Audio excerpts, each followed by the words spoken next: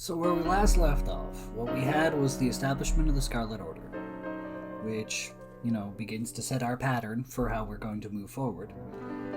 And generally speaking, just history unfolding after the fall of the Lightning Queen. A whole new chapter on reality unfolding as we slowly kind of make our peace with the fact the Paradox Gene is here to stay. So there is some historical build-up necessary at this point. During the time that this happened, there were a few important historical events that came to pass. The first being the establishment of the Scarlet Order itself, which led to the creation of various hero tales throughout time. Initially, the Scarlet Order was just established in the northern continent, but after a little bit, Scarlet decided that they needed to make sure they had at least one base on every continent, because there were going to be all kinds of people from every walk of life that were going to need this. They were going to need that. So when they sent out the artifacts, they established each base in the same process and kind of just hid the artifacts in secret. They established that there would be specific people with the necessary keys through the runic networks to unlock the artifacts in case it was necessary. But that the way this would end up happening is this marking would be passed from one to another using a technique they had found out through the quartz crystal. The king was the first to be able to tap into it for knowledge, and he used that knowledge to help shape how they took precautions for the artifacts. So that was the initial setup. Rose's nephew eventually went back to the Eastern Continent. And I have to correct a mild thing. I vaguely remembered it being her cousin's kid, but looking back through my notes, I have to make a minor correction. Her oldest sister, Lily, had a child before she died. And Scarlet was very hush-hush about it to pretty much even her best friends. And so, even when she established the Scarlet Order, she continued to lie to her nephew and told him all the stories about her mom, Scarlet. Well, she was just Auntie Rose, and she was okay with this. She was okay with him believing that his mother was still alive. She's not a great aunt, but it's what a kid needed to hear. Instead of, hey, your mom died horribly, it's instead, your mom's still out there having adventures, and she'd love to come see you, but she's out there saving the world. The kid eventually hopped up on tales of heroism, heads back to the Eastern Continent, and his grandchild eventually rises as Lord Lotus. And Lord Lotus becomes quickly one of history's greatest monsters, and yet one that is objectively he's definitely considered one of history's greatest monsters, a giant war criminal, but he's objectively considered with a measure of respect because he brought an end to the eternal conflict that the tribes in the Eastern Continent had found themselves in. Between their ongoing superstitions about the beastkin, as well as their general fear of the beasts that existed in nature, and their ongoing bickering for what they felt were limited resources, even though, compared to the other continents, they actually they were a land of plenty. The only place that technically has more is the southern continent, but good luck getting to any of it. It's such a wild, savage land that you're not likely to get those resources easily. But the Eastern Continent believed themselves to be running low on resources and finite land, and they were very much the kinds of people who they put family ahead of a lot of things back then. And Lord Lotus was done. He had heard tales of heroism, of people putting the needs of their people ahead of their own personal bickering and griping, and he decided he was going to do something about it. And early on, Lord Lotus made sure he collected a small cabal of very trustworthy commanders. A band of brothers, people he could trust that may not have shared blood with him, but shared his vision. His vision of a peaceful Eastern continent. One that would even find a place for the Beastkin, provided a certain aspect to it. And it started off with him going, I am going to force these people to put aside their differences and unite, or die. We are going to purge the lack of unity from this land by force. But if I do that, I'm going to risk becoming like the Lightning Queen. And she was still a myth at the time. Nobody really believed it.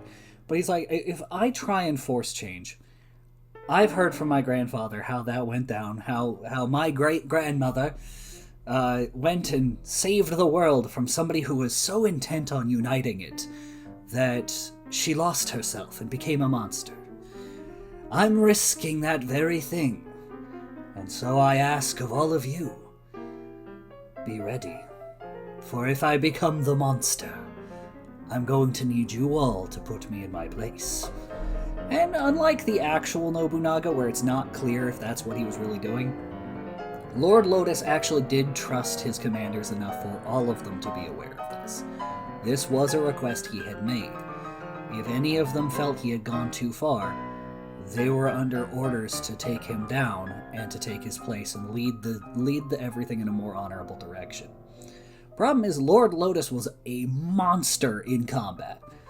He did have a paradox gene, and I never fully established what his was, but I always imagined it something akin to an indomitable spirit. Like, dude just would not die. Dude was too angry to die. And in his actual paradox gene is inconsequential in the broad scheme of things. It truly is. I choose to believe it was something akin to local man too angry to die. Or something akin to that. Like, he loved battle so much that he would get amped up. And it would help, it would boost him in combat. That's really what I thought. But it's just a very battle-oriented thing, which is not, it seems like, oh, he's going to be a meathead. No. Lord Lotus was a very brilliant tactician, and he thought 5 moves ahead, even as a statesman. That's why he was telling all of his compatriots, like, look, if I go down this road, there's a chance I'll become a monster, and I'm going to arrange things so you guys can take over if that needs to happen. Like, you can kill me, and it'll be fine. But again, dude was too strong. Too strong for his own good. And in his many conquests, he found a tribe of swordswomen that were far too proud to bow knee to just anyone.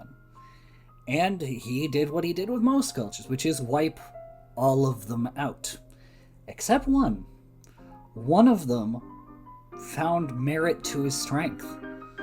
She saw that continuing to defy him meant death of her entire way of life. But there was strength in him. There was strength in how he approached things, and there was underneath the brutality, there was a sense of regret for the mass death he was inflicting.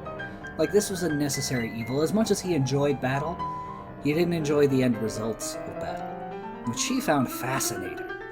And so she made a deal with him that she would see where the end of this road led him. But if she ever saw for a moment that he was losing his strength or his resolve to see through his mission, she would kill him herself. And this would be known as Rosa. Rosa the Butcher later in her life, but we haven't gotten there yet. Rosa Lotus is what was widely considered his most dangerous combatant, period. And that's because she also had a paradox gene. Hers, in particular, is probably one of the more interesting ones in this setting. Because it's not like, oh, she shoots lightning or anything like that. It's actually one of the most sinister frickin' things ever, and I love it. Her entire thing is, if she makes eye contact with you, it amplifies the fear in your body. More than anything, you fear her. Every action she takes becomes the most horrifying and terrifying action you could possibly imagine. She can simply draw her blade and you will feel dread. You will feel the weight of death upon your soul. And she smiles and she laughs and she does everything she can to play up this effect, to amplify it. She knows what her paradox gene allows her to do. Make eye contact, and you will fear her. And she will do everything she can to just soak you in it. And so she developed a very sadistic way of wielding her sword and killing folks. And once she did, Lord Lotus decided that, out of respect for her talents as a swordswoman, he was going to have 4 blades forged, but each from a different master blacksmith, all of them to be for her next generation of swordswomen. She was going to keep that tradition alive, and it was going to be through the 4 great swordswomen. Anyone who was worthy could wield the blade, but it started with her first four students, which, since she came from a society of swordswomen, she picked women first. And each one was made of a rare ore found only on each of the continents, which Lord Lotus collected through his connections within the Scarlet Order. He got in contact with these blacksmiths and requested these orders through various channels and got these 4 swords. One of these swordswomen, like each of them were named after a precious gem.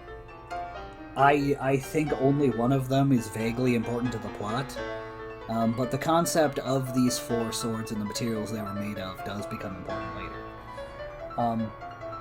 So, 4 swordswomen, all trained under Rosa, one of the most brutal, scary, and sadistic swords people on the planet. She was one of the most dangerous swords masters ever. Not just because of her paradox gene, but because of her actual talent with the blade.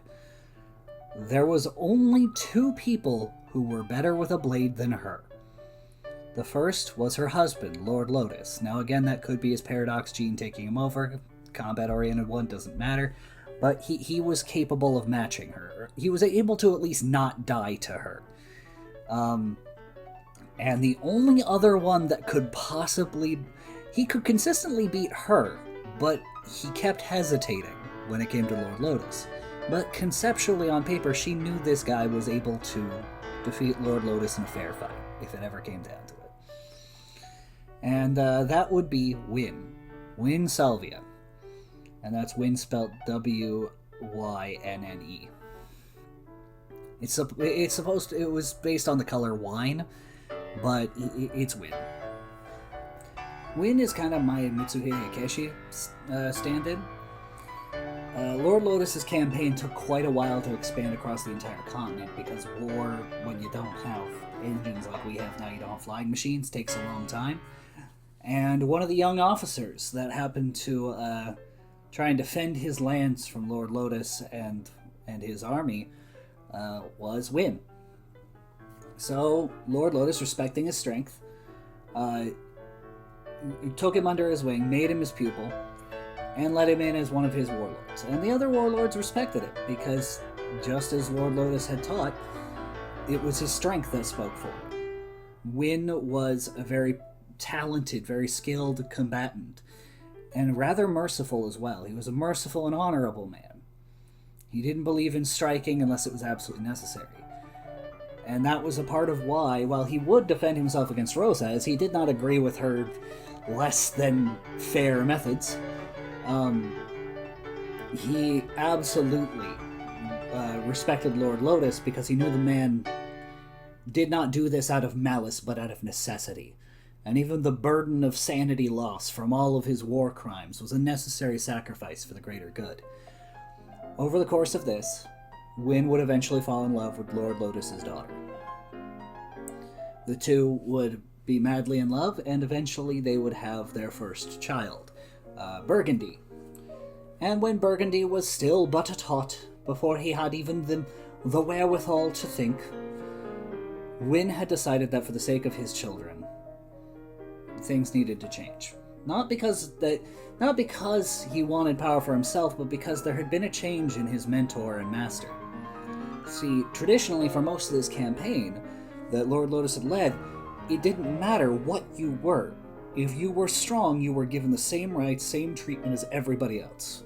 You were loyal, you were strong, And if you were loyal and strong to Lord Lotus, you were respected. You were to be respected. If anybody disrespected you, Lord Lotus would kill them himself.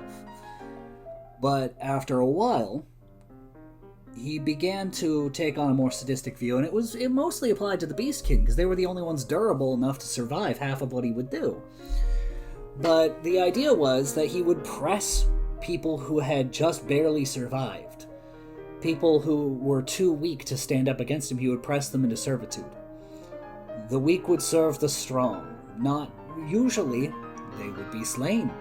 Usually they would have been killed, and he justified it as a mercy.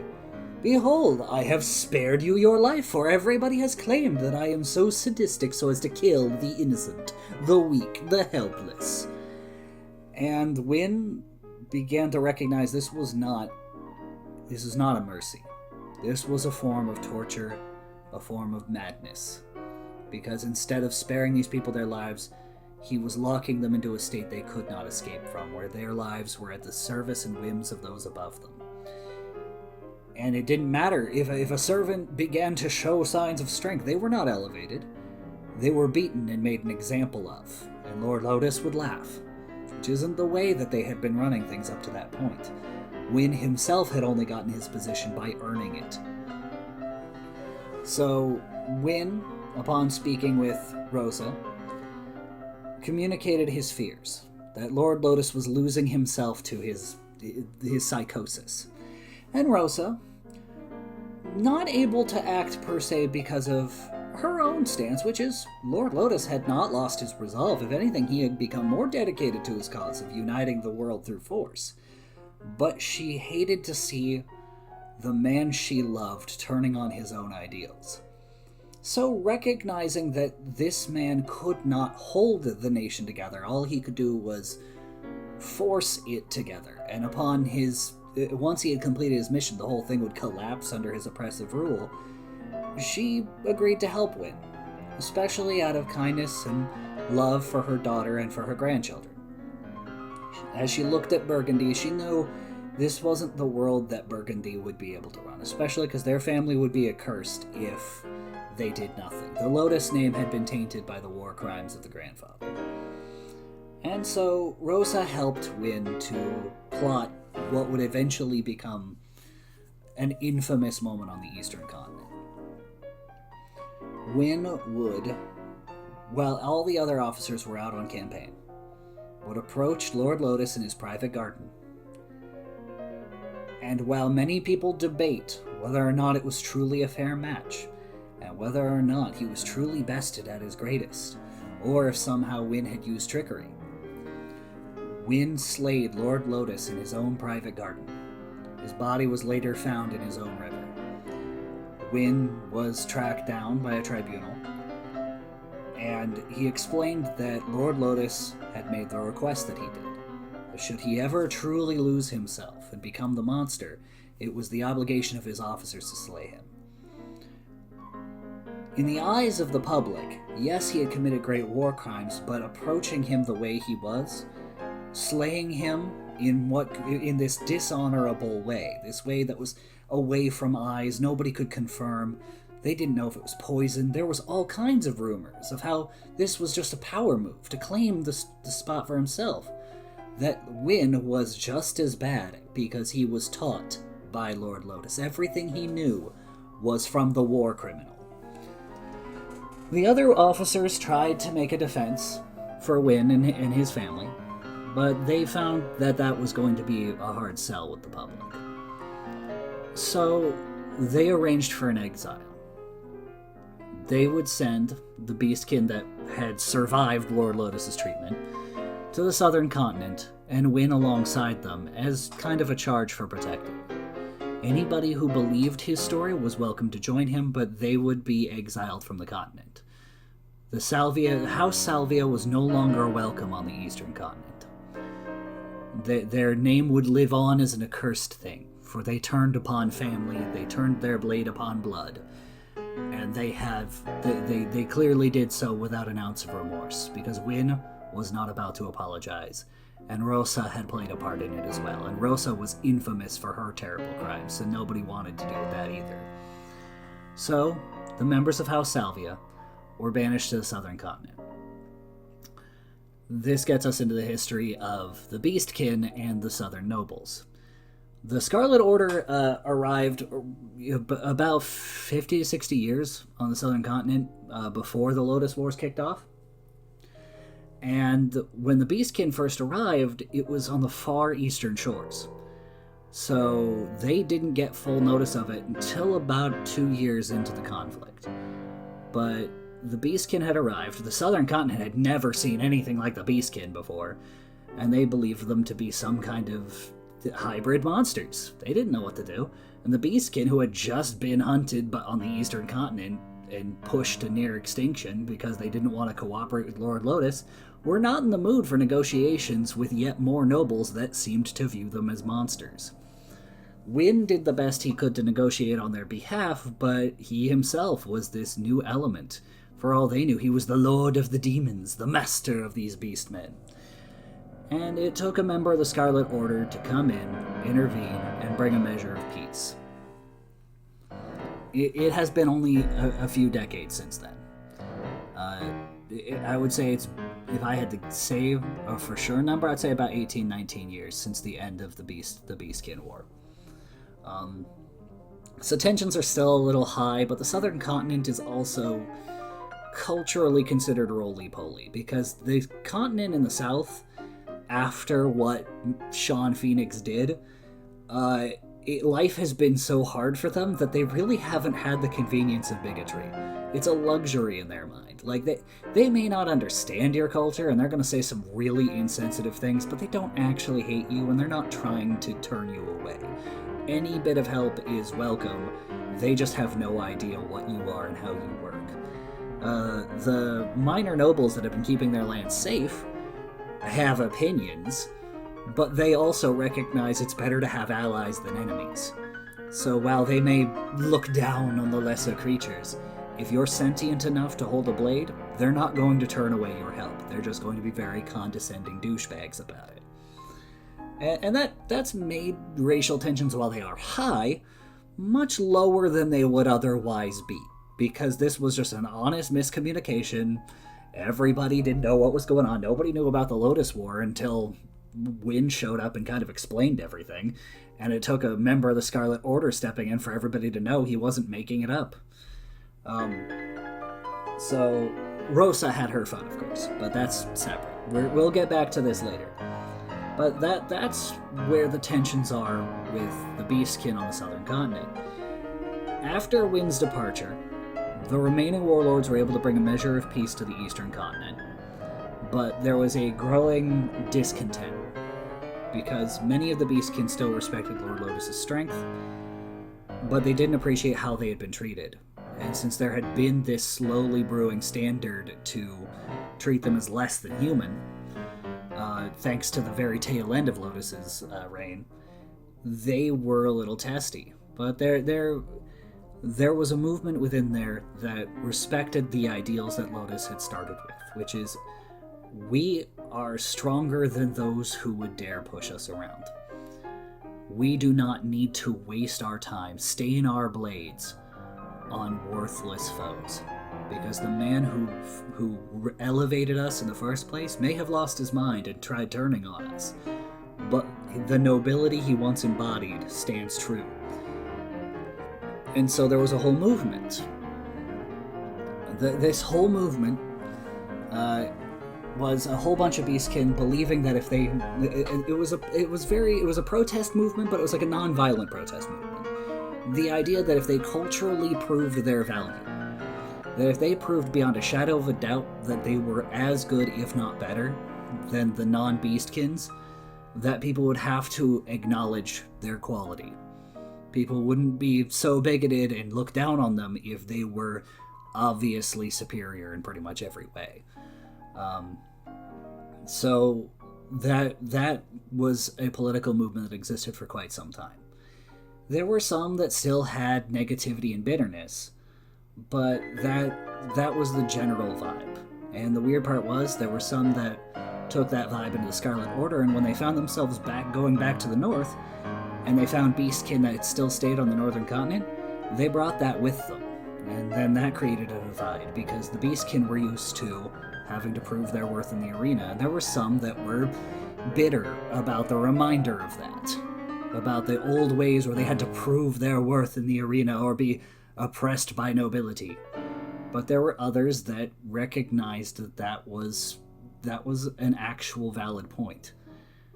That they had been able to, during that time, like people like Leona LaRue, she had set the example that the truly strong could define themselves and become heroes. She had ended up joining Phoenix Company, but she was able to make huge impacts even as a mercenary that really drove home to people that the Beastkin were not monsters. They were not less than human. They had things to offer as well. So there was an ongoing division, because there was this recognition that there were those that would attempt to use force to oppress the Beastkin, but then there was this recognition that the Beastkin had repeatedly shown that whenever they stepped up and showed their strength, people had to respect them, even if they didn't like them. There was a measure of begrudging respect they could earn just by being damn good at what they do. And that created a divide within the political movement for trying to get equal treatment. There was no longer any laws against them, and they knew that they couldn't force public opinion to change. You can't mind control an entire society. And it became a whole thing within the Beastkin movement. But most people ended up supporting we will simply prove that we are superior to what they claim we are. And that was working out pretty dang well for quite a while there. And you might notice that there's a lot of not mentioning what's going on the Western continent going on. And that's because if the Southern continent isn't picky and is just kind of ignorant, the Western continent is so uninhabitable that in order to survive there, you either need to stick to people who have necessary talents to keep you alive, or develop talents that make you useful or keep you alive. The Western continent is very much an anarchist utopia in that way. You survive by surviving, and if you've survived, you get respect. And if you are not that kind of person, then that's a problem. That does mean it's rife with bandits. Rife with banditry. Just bandits everywhere.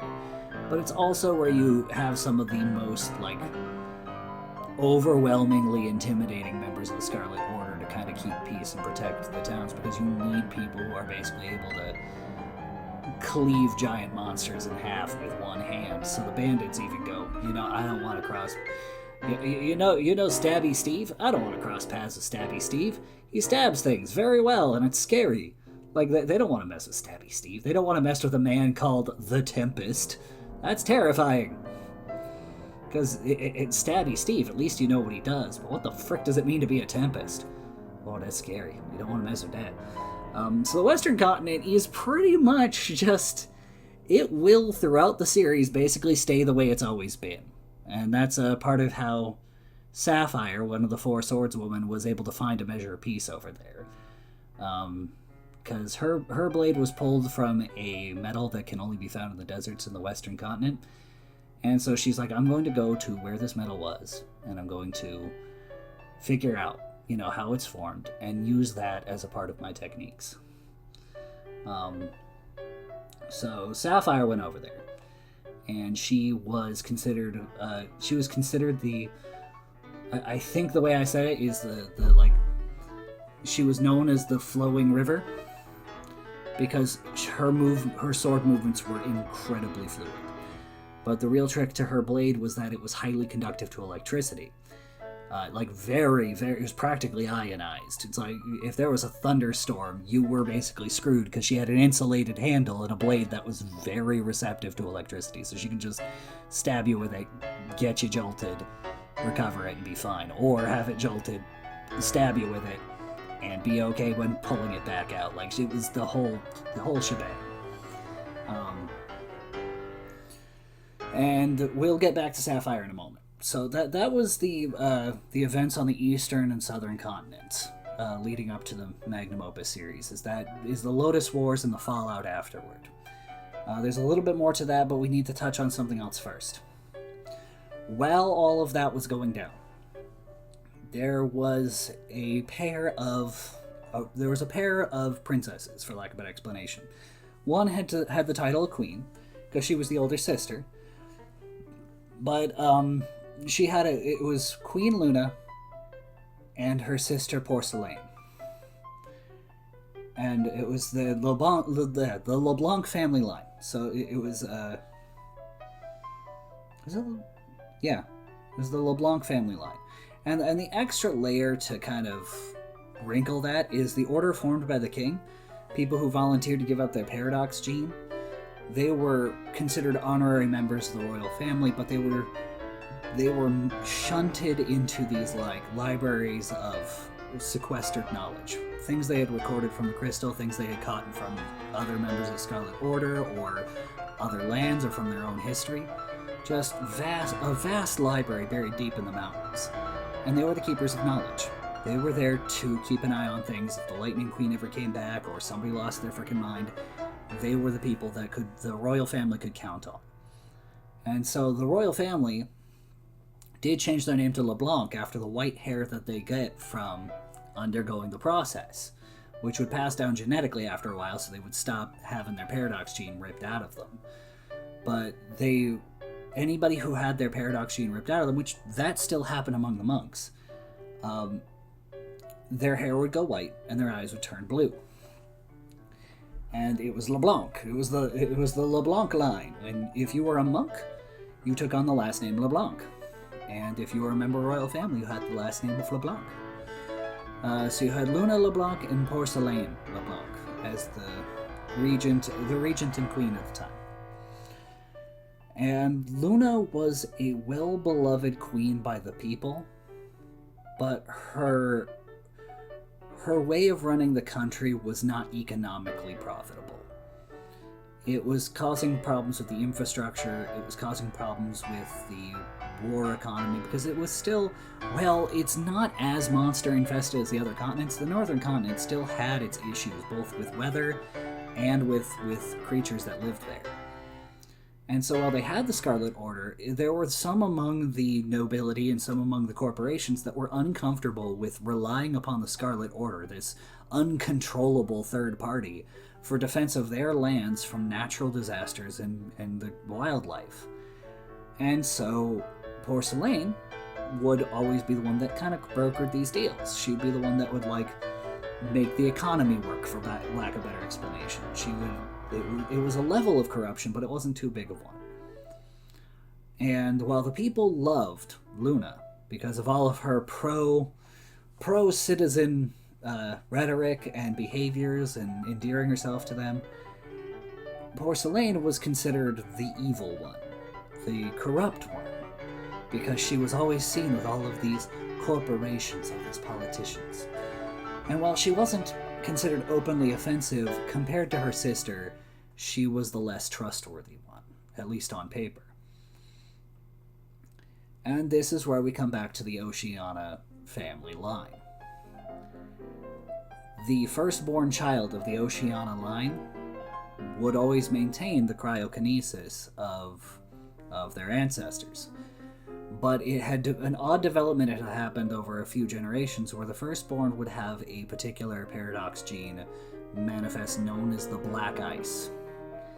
The dark armory, it would be called by some, based on how it would be used by most of the firstborns. And what would end up happening is the Oceania family, out of respect for it would start with the first Oceania and her first kid. She encouraged her children to pick their path of life. And after a while, out of respect for their Aunt Scarlet, out of respect for the Scarlet Order and what their mom had gone through and everything like that, many of them would end up going into the Scarlet Order. Many of them would go on to be folk heroes from the Scarlet Order, and they would go on and explore the world. And it was this general expectation that they would go and become heroes. But as things began to shift, they were starting to get pressure as one of the noble families to stay home, to provide protection for their native land. Because while going across the world's fine and all, they can't keep sending their strongest warriors other places, right? That was the general vibe that had begun to unfold. And the firstborn of the most recent generation, of the most noble part of the Oceana family, his name was Zoge. Zoge Oceana. And he was a little bit of a wild card. He, genuinely speaking, didn't really have any strong impressions one way or the other. He was a part of the Scarlet Order not because his family usually did, but because he saw a necessary angle to that. But he stayed within the northern continent. He wasn't going to bow to the military because he didn't trust them. He viewed them as just an arm of the government, and he wasn't for that. He was going to be a folk hero, but he was going to stay here for the sake of his people.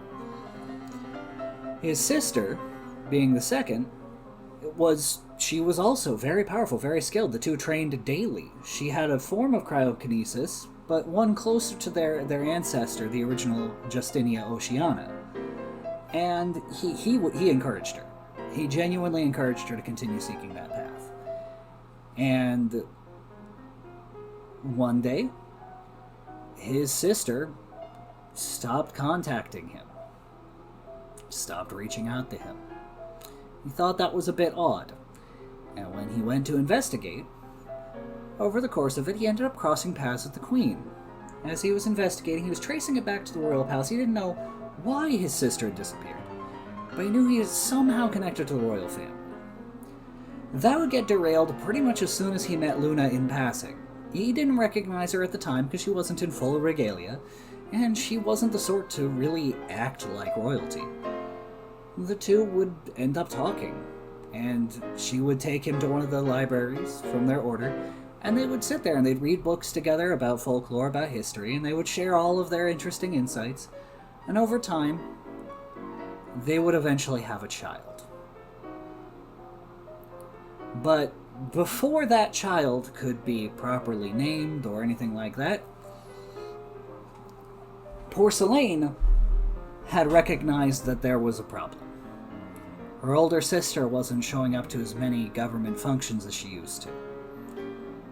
And she had avoided quite a few planned events that Porcelain had prepared for her. This was when Porcelain was approached by a figure she didn't recognize. A woman with a sinister smirk and a very confident air about her. She said, I understand that your sister's beloved by the people, but she's not really good for the nation, is she? You know what? I think you would probably be better at that. In fact, I think that, if your sister were removed, even the people's opinion of you would change. They would just be so moved to tears and mourning with you over the loss of your sister that I think they would grow softer on you, Just a thought, And you could properly, distance yourself from your reliance on the Scarlet Order, Really just kind of learn to stand on your own 2 feet. And Porcelain was no great fool. She knew that she could not trust this figure 100%. But she saw merit to the points they were making. So she made a very specific deal. That this figure would make an attempt on her sister's life and then make sure that she did not interfere with Porcelain again. At least make an attempt. I don't necessarily need her dead, I just need an attempt made. And Porcelain had been in conversations with a certain up-and-coming entrepreneur. And this entrepreneur had ingratiated himself to the Oceana noble family. He himself was not of nobility, but he had wooed the lovely, lovely younger sister of Zoge Oceana, and he had found his way into the position. But you see, Zoge hadn't been shown back up to the royal family. He had been so focused on finding his sister, he hadn't been reporting back to his family at all. They thought he had disappeared completely. And so, this entrepreneur approached alongside this smiling, mysterious figure and said, you know, we can kill two birds with one stone because I know where your sister's been. I've been keeping tabs on Zoge Oceana. You and your sister have been spending... He and your sister have been spending so much time together. Think about how dangerous an alliance that would be. A family of heroes and the number one queen. We'd never be able to get anything done ever again. They would drive this whole nation into the ground. We wouldn't be able to do a dang thing to stop them. All with their noble ideas and their counterproductive ideas. They don't understand what we understand about statescraft. But you and I, we can benefit each other. So Porcelain entered a deal with this whole triad. She would do the best she could to get some kind of info on where her sister could be found, as well as her new little lover. And they would be labeled as traitors and exiles if they survive. Or should I say, her sister would be killed and she would frame Zoge Oceana as a traitor. A man who had ingratiated himself to the throne only to attempt to kill them. And this would also put a stain on the Scarlet Order while it was there, you know? If the Scarlet Order wanted to play nice moving forward, they would have to work in cooperation with the military. And the assassination attempt went off seemingly without a hitch. Porcelain never knew the fine details, but as far as she knew, her sister was dead. As far as she knew, Zoge was dead and framed for the death of her sister. As far as anybody knew, the Oceana family had one black sheep on their record, and the Scarlet Order had to play nice or risk mobilizing an entire nation's military against them. And in one decisive move at the cost of her sister's life, she felt she had united the country. Now, what she didn't know is that the child had survived. See, Zoge had suspected something was up. He knew something was going to happen, but he didn't know what it was. So he spoke with Luna, and he and Luna decided that it was best if they left the child at a library. The Grand Library, where he could maintain the LeBlanc name in secret and never be spotted because he was hiding as a monk. His paradox gene would be ripped from him, as was tradition. But since they were leaving him on the doorstep, there was a chance it might not happen at all. He might not have his paradox gene ripped out of him. That was a hope. It wasn't a big one, but it was a hope. They left the child there, as some unwanted children were, and they went about their business. The idea being that Zoge would try and find out who was after them, so they could hopefully one day be reunited, and Luna would do her best to hide under a false identity, keeping a close eye on the general location of her kid without really tipping her hand. It turned out it didn't matter if she tipped her hand because she was assassinated. She managed to barely survive that experience, and with the help of some beastkin who recognized her, she was smuggled to the eastern continent where she was able to live out a quiet life in a small shack. She would later find new love and settle into a new family life. But she never forgot her past. She never forgot where she came from, and she never forgot the love of her life and her son. So we had that going on the northern continent, where we had a whole coup d'etat and this mysterious figure that was sowing discord. Now, after the assassination of the Queen, the Scarlet Order realized there was something not right about what's going on in the North. So, they, checking up on the Princess Porcelain, and not really, they didn't appreciate being put under the military's thumb, but recognizing that there was somebody targeting the royal family, They believed it was safest to give Porcelain the necessary marking to protect the luck, right? And that she would one day give it to her daughter, and it would start passing down in the royal family, and the Scarlet Order would go the extra mile of protecting them. The figure never returned to Porcelain, but she always suspected one day they would.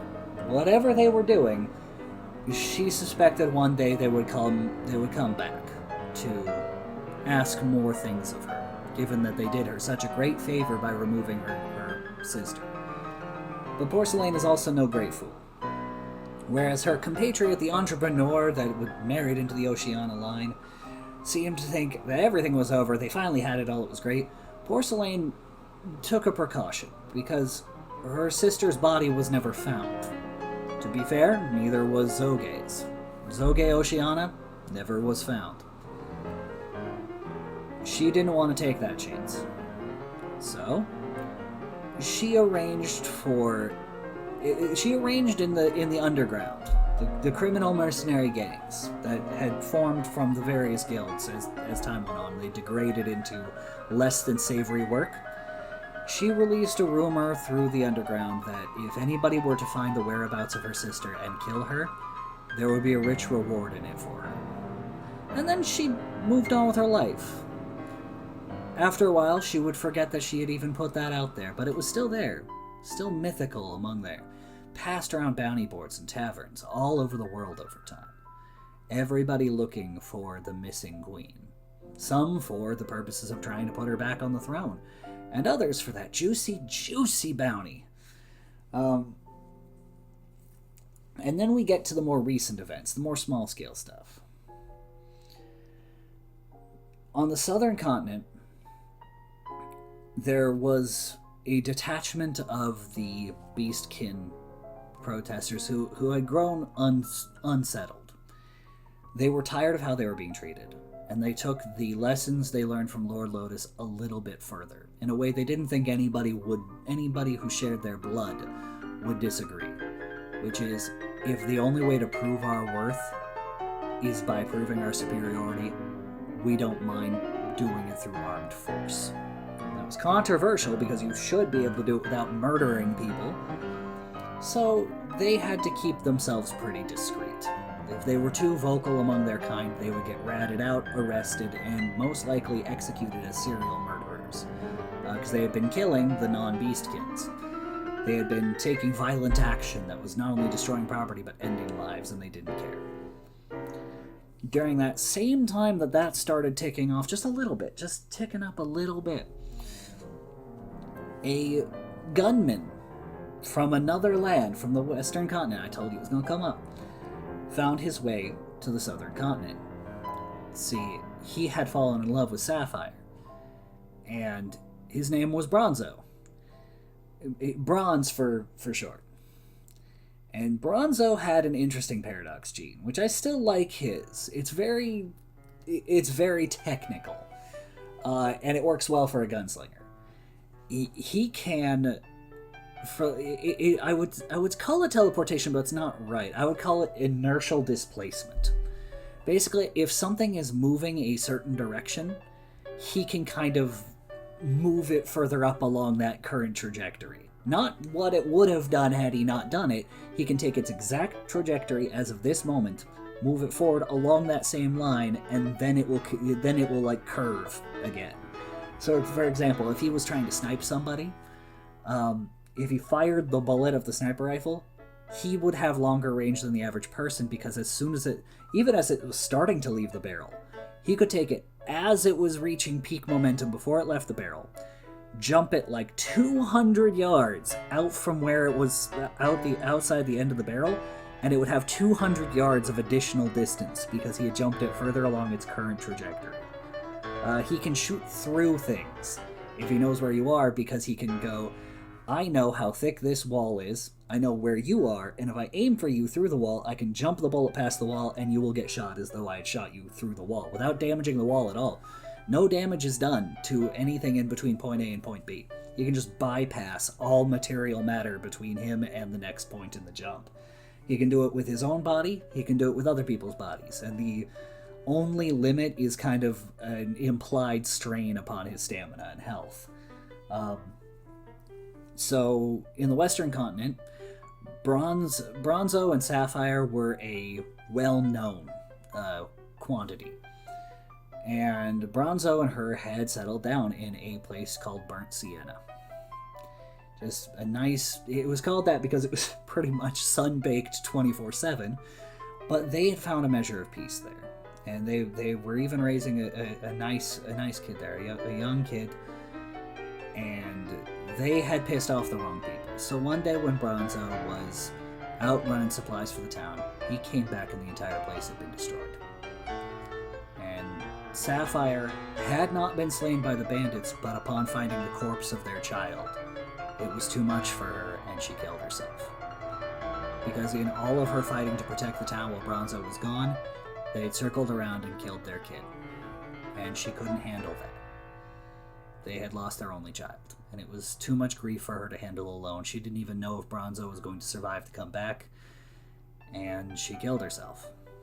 Bronzo blaming himself because he wasn't there to help, feeling like if he had been, they could have handled this together. Nobody would have had to die. It would have been fine.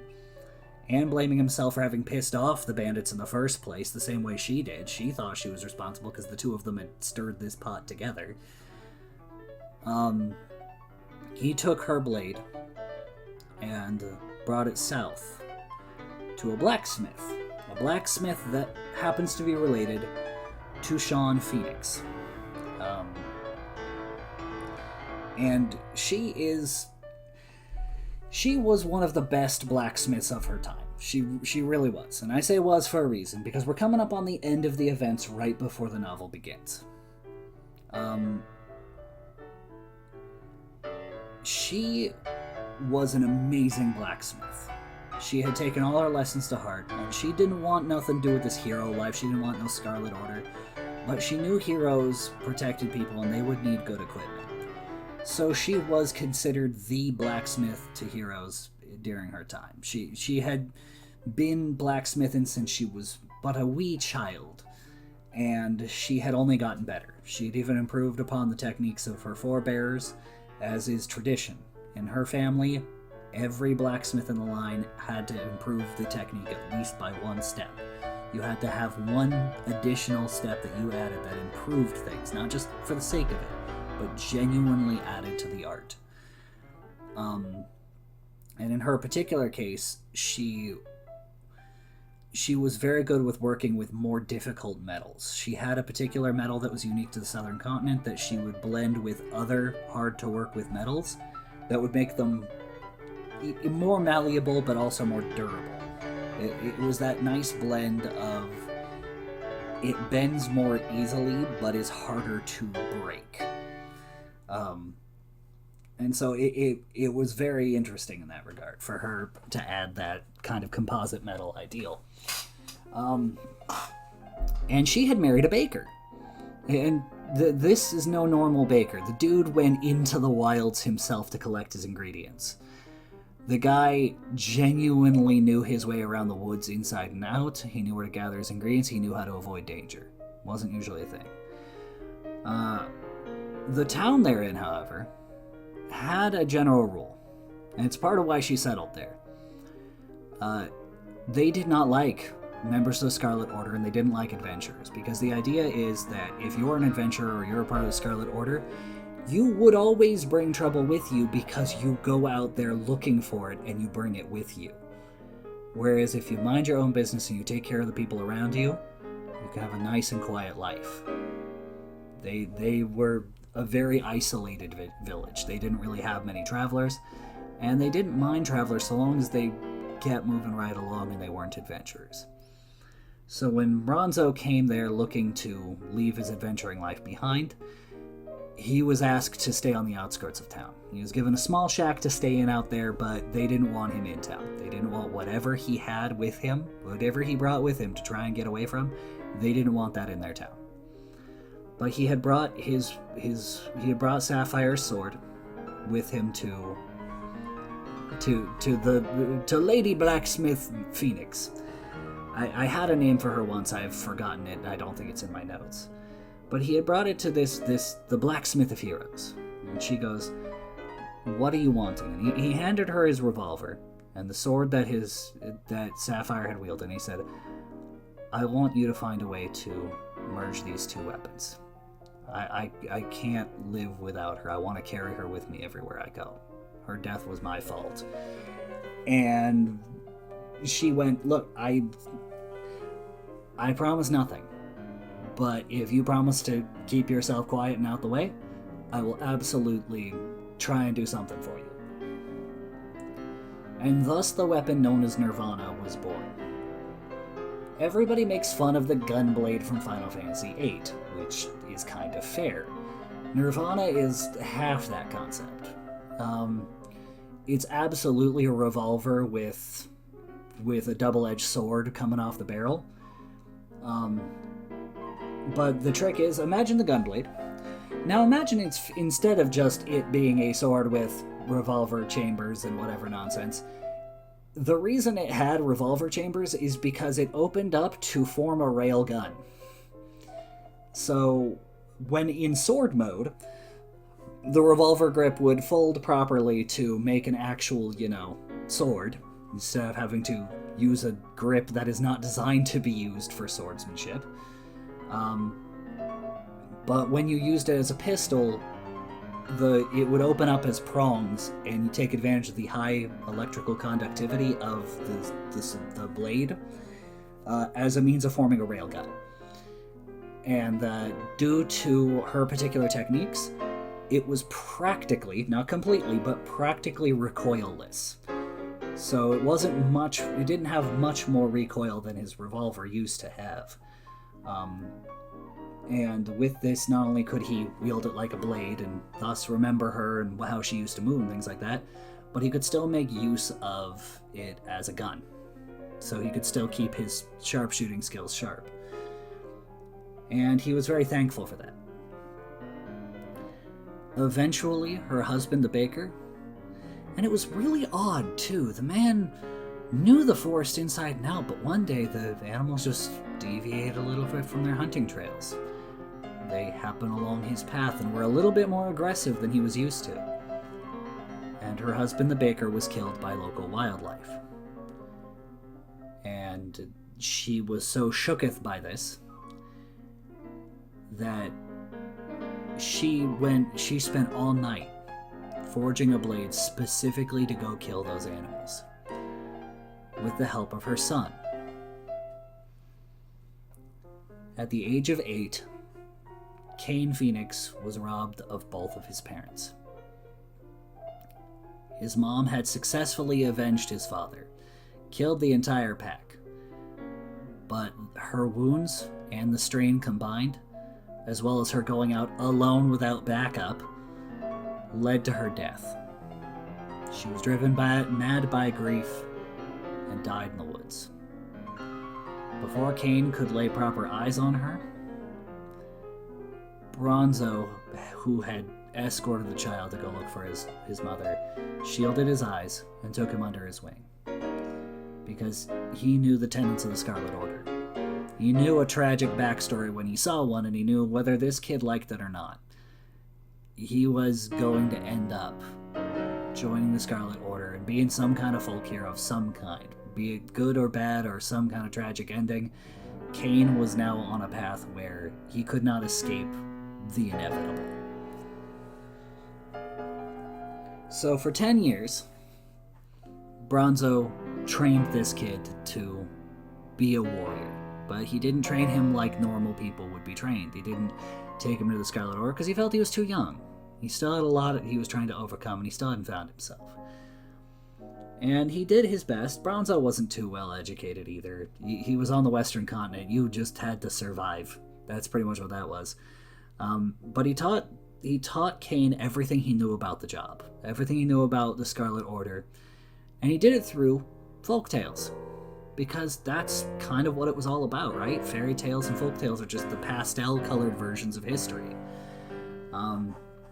So Bronzo taught him through folk tales what it meant to be a hero, to not allow that loss was inevitable in this job, but that it didn't have to control you. there was still a brighter tomorrow. And Cain kind of got caught up in that, the ideals of heroism. And during a training exercise, Cain was showing off his new swords, because he wanted to be a blacksmith like his mom and still apply what Bronzo was teaching him. And so he made for himself a set of 7 swords. And he wanted to be the man of 7 swords, the 7-sworded hero, any of those nonsense. But he had 2 long swords, 2 short swords, all of which could connect to each other in alternating manners to form like glaives and double-edged swords and stuff. But each one had its own separate purpose. Some had a more narrow blade for bypassing chitinous exoskeletons, things like that. Anything you could imagine you would need for fighting monsters, he had it. Up his sleeves, he had 2 shields that folded out like off the back of his hand, like off the outside of his forearms, that had blades on them. They were like very large, thick arm blades that were more shield than they were arm blade, but they were spring mounted. And as his 7th blade, he had a giant hunk of metal with a handle. And that was because he genuinely felt that would be useful. He's going to be fighting giant monsters, right? So he needs something big, thick, and heavy that can cut through them. And Bronzo thought this was entertaining. He really did. He's like, he even straight told him, it's like, look, if you want to be good at this job, you've got to learn to specialize. By having 7 different swords, you're going to be spreading yourself too thin. You're not really specializing, and you're going to need to do better. Besides, it's way too much equipment. You're weighing yourself down. And of course, Cain had to make his case. He's like, no, it's fine. I got this. I'm strong. I can do this. And over the course of their sparring match during this reveal, they made enough noise to draw attention from a nearby pack of very large animals. It was sudden, it was unexpected. Nobody, even Bronzo, was thrown off because he did not know that they were there, which is concerning to him. They fought tooth and nail to survive this pack. And one was about to kill Cain. So Bronzo used his ability to shunt himself forward and knock Cain out the way. And Bronzo was struck down before Cain's eyes. And that's when something snapped inside Cain.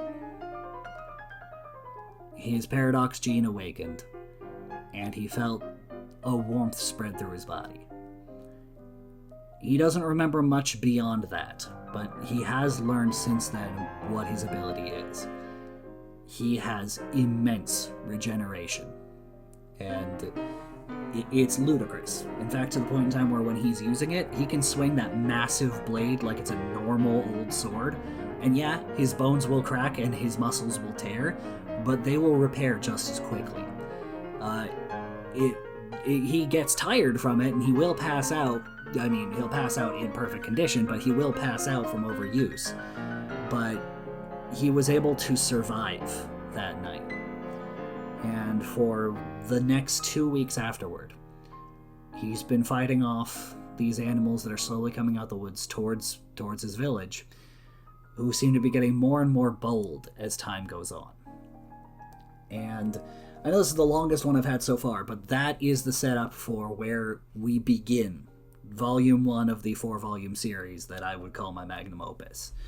We have all of that backstory, all of that stuff going on. And I personally like this perfect storm of nonsense, because I'm going to be honest, my world building lives or dies on the characters involved with them. So I had to build my world around the characters, as well as, because even the cultures themselves are a form of character, but I had to build them around the characters, because if I sit here and I overanalyze this stuff, I'm sure that by some technicality, some economist or political historian is going to find fault with how I'm doing this, and fair enough. But I don't care, because the story works with the characters I have on plate. So if you guys are with me thus far, we are now in a place where we can begin the proper story of the 4 volumes of activity. So, oh, I forgot to say one thing. Tail end here. And I'm not going to edit in sooner because that's just not my style. Luna and Zoge's child, his name was Avario. So you have Avario LeBlanc as a historical figure that was lost to time. Because that's the child of Luna and Zoge. So that's an aspect that just needs to be out there. I can't believe I almost forgot that. So next video will be a lot more coherent, a lot more linear, and involve a lot less everything being everywhere. So I hope you guys enjoy that when it happens. And generally speaking, just thank you for watching up to this point in time. I hope you enjoy the next part too, when we actually get into the plot of the 4-volume series. And I don't know if I'm going to break it into pieces, because this went an hour and this is just backstory. But we'll get there when we get there. I think this might be the last time I do it. I don't know. I'll play it by ear if I do another hour long or not. But that's the oral history leading up to the first of the 4 volumes. And from here on out, it will be very well-defined series of events. And I'm looking forward to telling it with y'all. So have a good one, and I'll see you guys next video.